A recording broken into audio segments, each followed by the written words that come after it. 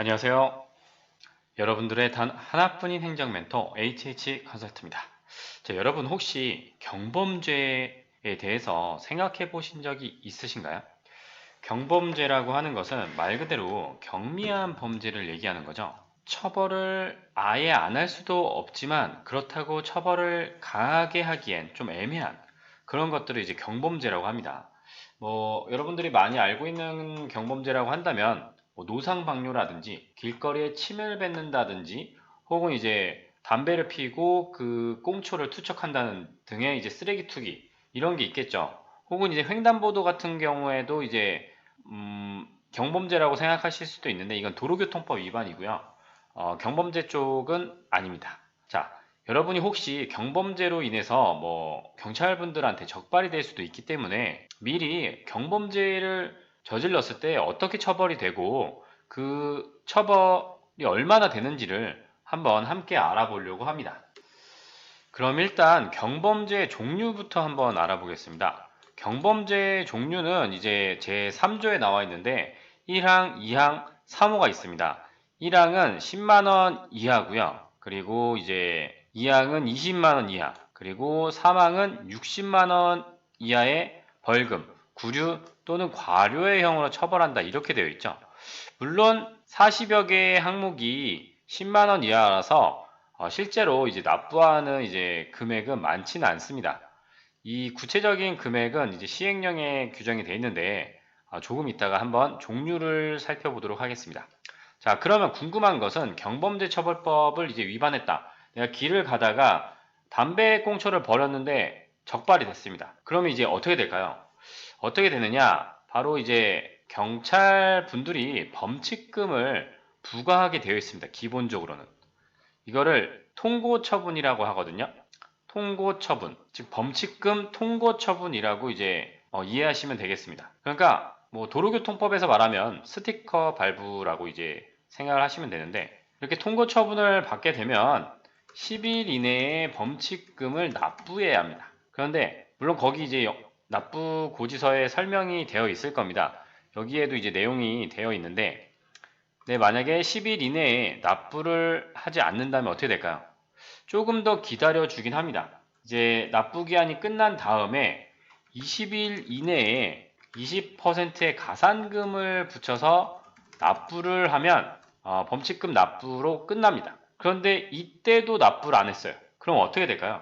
그렇다면 이제 즉결 심판의 회부가 됩니다. 자, 즉결 심판이라는 것은 이제 판사님이 처벌의 정도를 결정한다는 얘기죠. 방금까지는 범칙금이었는데 즉결 심판에서는 뭐가 될지 모르는 겁니다. 자, 그런데 우리가 이제 범칙금을 납부하면 당연히 도로교통법 위반이랑 동일하니까 이미 알고 계실 수도 있겠지만 이제 범칙금은 형사처벌이 아니라서 전과로 남진 않습니다.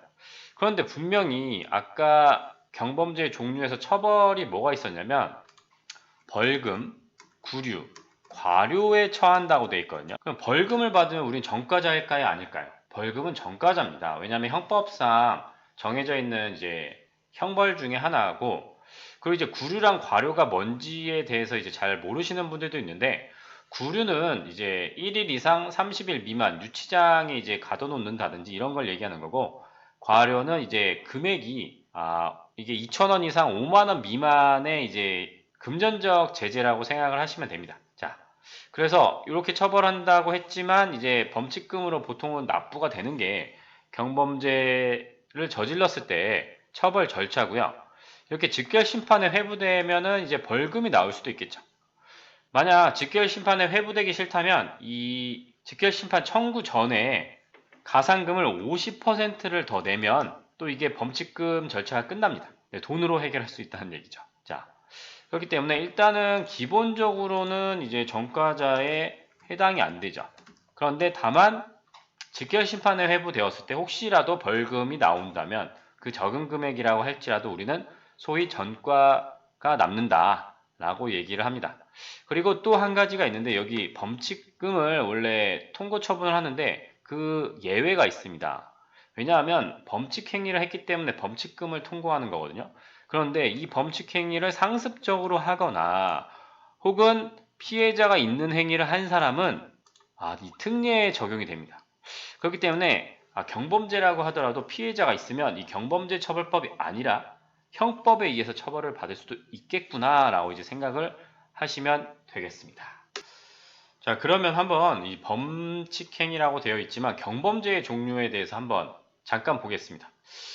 좀 특이한 게 있을 수도 있는데 물품 강매도 호객행위도 마찬가지지만 경범죄입니다. 그 광고물을 무단 부착하는 경우에도 5만 원의 범칙금이죠. 자, 특이하게 이제 마시는 물 사용 방해라는 이제 범죄가 있는데 사람이 마시는 물을 더럽히거나 사용하는 것을 방해한 경우라고 되어 있습니다. 이런 경우가 있을 수도 있죠. 그리고 우리가 쓰레기 투기 이제 담배꽁초가 있죠. 껌 아무데나 버렸을 때 3만 원의 범칙금이 부과될 수 있습니다. 그리고 이제 노상방뇨가 있는데 또 우리가 반려인들이 많잖아요. 반려견, 반려묘. 그런데 이 짐승들을 대변을 보게 하고 안 치운 경우에는 원래 5만 원의 범칙금에 해당이 됩니다. 그리고 이제 노상방뇨 등인데 침을 뱉은 것도 3만 원의 범칙금을 납부할 수 있다. 경범죄니까요. 그 단체 가입 강요라는 것도 있고요. 단체 억지로 강요시키는 경우에 경범죄입니다. 그것도 이제 구걸 행위가 있는데 통상적인 거는 상관이 없겠지만 이제 다른 사람의 통행을 방해하거나 귀찮게 하면은 5만 원의 범칙금을 부과받을 수 있습니다. 요즘 논란이 되고 있는 이제 문신에 관한 것도 이걸 노출해서 혐오감을 줬다고 하면 불안감 조성이라는 경범죄에 해당이 되며 기본적으로는 과다 노출은 이제 경범죄에 해당이 됩니다. 피해자가 있다면 이제 조금 더 처벌이 올라갈 수 있겠죠. 그리고 이제 공무원분들이 혹시 이제 사고가 생겼을 때 주위 있는 사람들한테 원조를 요청할 수 있는데 여기에 불응을 하더라도 5만 원의 범칙금이 부과될 수 있으니까요. 이 점 기억하셨으면 좋겠고요. 물론 뭐 도망치면 뭐 잡을 수는 없겠지만 그래도 이제 도움이 필요한 사람들한테는 도움을 줄 수 있는 여러분들이 되셨으면 좋겠습니다. 자, 무임승차와 무전취식의 경우 이제 가끔 음식점에서 일어날 수 있는 일이죠. 이건 경범죄라서 5만 원의 범칙금이 이제 부과가 되는데 뭐 무전 취식하시는 분이 범칙금을 낼 가능성은 적겠죠.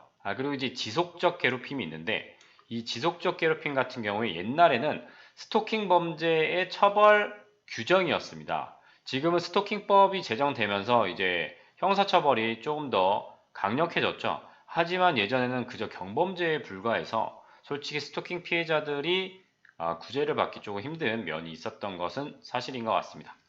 그 이제 업무방해 같은 경우에는 16만 원으로 조금 범칙금 금액이 센데 이게 형법상 업무방해죄는 이제 더 처벌이 강하거든요. 그리고 이제 제가 이제 검색을 해보니까 이 경범죄 처벌법 같은 경우에는 이제 내용이 못된 장난 이런 식으로 좀 비전문적인 규정이 많아서 법의 내용치고는 너무 불명확하다 이런 비판을 받기도 합니다.